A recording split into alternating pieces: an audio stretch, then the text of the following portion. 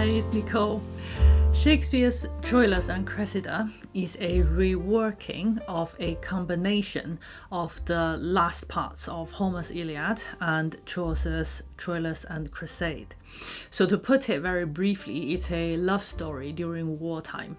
A young woman who thought she had found the love of her life was separated from her lover in a hostage exchange. What would she do? This video is a short character study of Cressida in light of Chaucer's Criseyde. For those of you who have been following my uni journey, this was expanded from a presentation I did for my seminar group just this week. I hope it gives you an idea of what my academic work is like at the moment. Maybe you'll come to the conclusion by the end that it's not that different to my usual Shakespeare videos. Let me know. So because Chaucer's narrative poem and Shakespeare's play share the same name, I had expected them to have the same story. But the play includes a lot more about the Trojan War, and Cressida only appears in 5 scenes.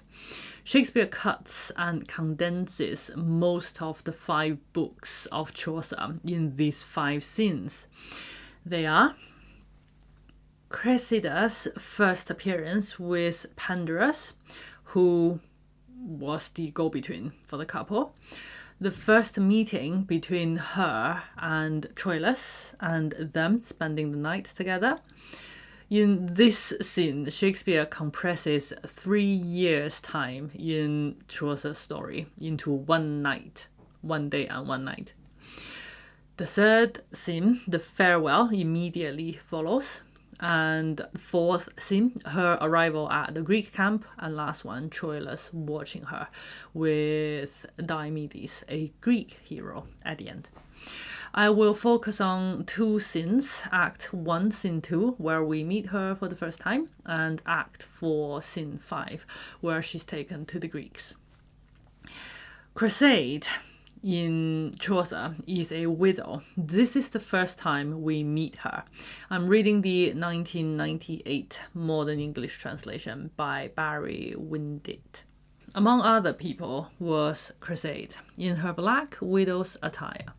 But nevertheless, just as our first letter is now an A, not quite sure what that means, so she stood first in beauty, matchless. Her lovely looks gladdened all the crowd. Never yet was anything seen that was to be praised more highly, nor so bright a star under a black cloud as was Criseyde, as everyone said who saw her in her black clothing.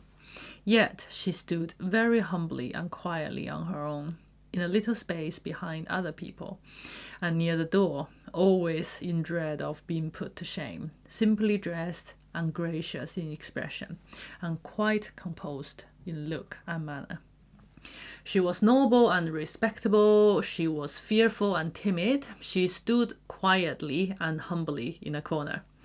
On the other hand, Cressida, judging from her conversations with Alexander, her servant, and Pandarus, is witty, bold, and confident. She contradicts and cracks jokes, she thinks fast and speaks even faster. Chaucer's writing is reflective and can be very funny. There are a lot of speeches which I think would fit a Shakespeare character perfectly. For example, when Criseyde reflected on happiness. "O God," said she, "how worldly happiness, which scholars call false felicity, is intermingled with much bitterness. God knows," she said, "the condition of vain prosperity is very painful. For either joys don't come together, or else no one has them here continuously. O fragile good fortune of man's unstable joy! Whatever person you are with, or however you play things, either he knows that you, joy, are changeable, or he doesn't know it. It must be one of the two. Now, if he doesn't know it, how can he say that he has true joy and happiness, who is always in the darkness of ignorance? And if he knows that joy is transient, as every joy in worldly things must pass away, then every time he remembers that, the fear of loss affects him so that he can't be in perfect happiness. And if he doesn't care a bit about losing his joy, then it seems that joy is worth very little. And so I will conclude on this subject that truly, as far as I can discern, there is no true happiness here in this world. There are also plots that would be superb to be adapted for the stage. For example, the first meeting of the couple in Chaucer would make a comic scene as funny as the eavesdropping in Much Ado About Nothing. But Shakespeare cuts them all. Chaucer spends the whole of Book 1 on how Troilus is tortured by unrequited love, and in Book 2 on Criseyde's every turn of thoughts and feelings. In contrast, the exchange that covers these entire episodes is made up of 5 lines in Shakespeare. Well, cousin, I told you a thing yesterday. Think on it. So I do. I'll be sworn 'tis true, he will weep you, twere a man born in April. And I'll spring up in his tears, and twere a nettle against May. When Criseyde first heard that Troilus loved her, she was frightened and she cried. She didn't know how to react and relied on Pandarus' guidance. Cressida said, "So I do," and joked about it. There was none of the bitter sighs, feeling hot and cold, with only banter and no emotion. We don't know how Cressida truly feels or thinks. She looks like she doesn't care. She's unconventional. Pandarus calls her, "You are such another," meaning what a woman you are. One can never guess your next thought or move. There are only 2 short soliloquies in the entire play from Cressida, where we do get a glimpse of what she truly feels. Shakespeare cuts out everything before their first meeting. It does 2 things, I think. Firstly, the play is not about the couple falling in love. There is no equivalent of the balcony scene in Romeo and Juliet, even though in many aspects the play is very similar to Romeo and Juliet. The love story against the backdrop of war also reminds me of Antony and Cleopatra. Secondly, cutting out everything before their first meeting gives more room for ambiguity to the reasons of Cressida's love for Troilus. We know exactly why and how Criseyde falls in love with Troilus, but not Cressida, which leaves room for an interpretation of her betrayal later. Shocking, I know. The second scene I want to look at is Act 4, Scene 5, when she arrives at the Greek camp. This scene doesn't exist in Chaucer. It's Shakespeare's invention. It's uncomfortable reading it. The Greek heroes in the Iliad are like a pack of hounds.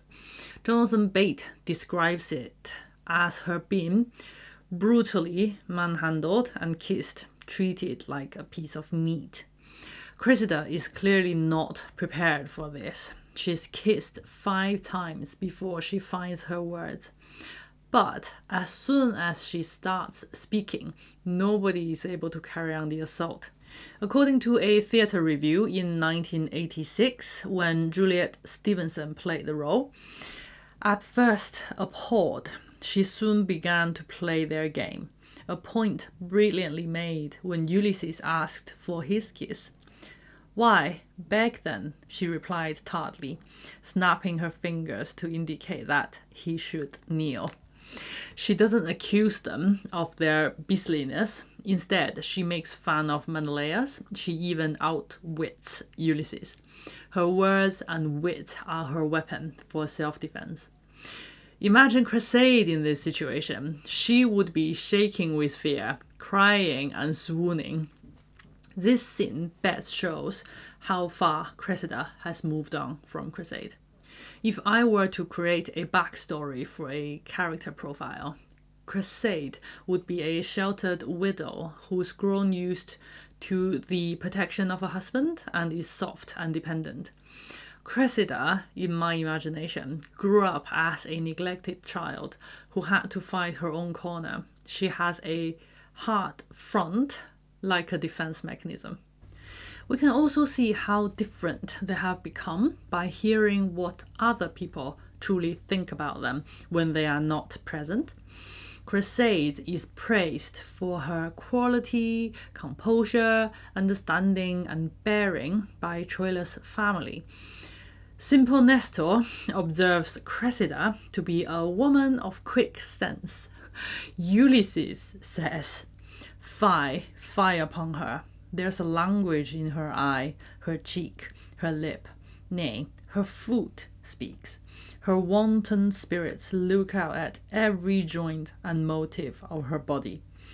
Oh, these encounterers, so glib of tongue, that give a coasting welcome ere it comes, and wide unclasp the tables of their thoughts to every tickling reader, set them down for sluttish spoils of opportunity and daughters of the game. Her every move is suggestive. Her speeches are shallow, insincere, lustful, and flirtatious. The Greeks call her Lady Cressida, probably sarcastically. She behaves little like a lady by this point. She's identified with Helen of Troy more and more throughout the play, and more explicitly she shares her name of whore.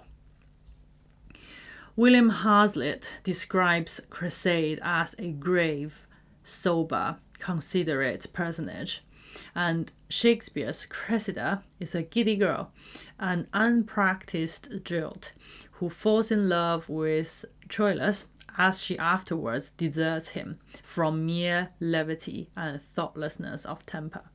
She may be wooed and won to anything and from anything at a moment's warning. It's true, if we follow the timeline in the play, she betrays Troilus and attached herself to Diomedes within 24 hours. I don't think she does those things from mere levity and thoughtlessness of temper. I'd like to think she's more intelligent than that and falls in and out of love with Troilus by decision, out of necessity, for survival. But her last words do not necessarily point to that direction. Troilus and Cressida is less well known and less performed. It's sometimes grouped with All's Well That Ends Well and Measure for Measure as one of the problem plays. I haven't seen Measure for Measure, so I can't comment, but I don't think it's as problematic as All's Well That Ends Well. The plotline is relatively straightforward. I haven't mentioned anything about the plotline to do with the war. The Greek and Trojan heroes are all portrayed in unflattering light. It's definitely an alternative retelling of the Iliad. If you have read it, or even better, if you have seen the production, what do you think? If you are interested, and in the UK, there is a production coming autumn this year at Shakespeare's Globe in London. That's all for today. Thank you for watching. I'll see you in my next one.